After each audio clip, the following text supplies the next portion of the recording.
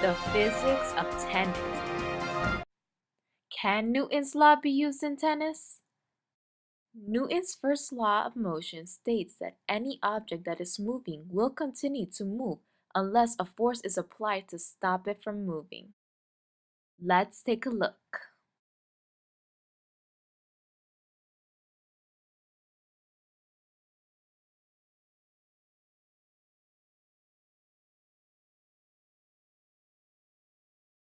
Watching this clip, it showed that when hitting the tennis ball and no interaction is applied, the tennis ball is going to keep its constant velocity, making Romy the only force.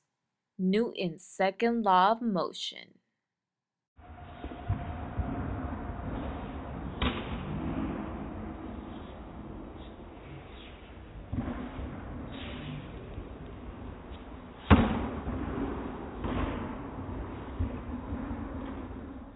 The acceleration of an object is dependent on how much the force is applied to the objects with a constant speed. The serve is an example of how Newton's second law of motion is being applied. It states that force equals mass times acceleration. The acceleration is the measure on how fast the ball is gaining speed. The mass of the ball in the serve will be at a constant depending on the force being applied to the ball. Newton's third law of motion. With this law of motion, it's supposed to show that every action is going to equal to its opposite reaction.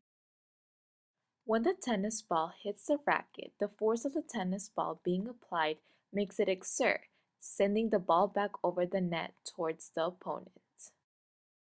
Let's see.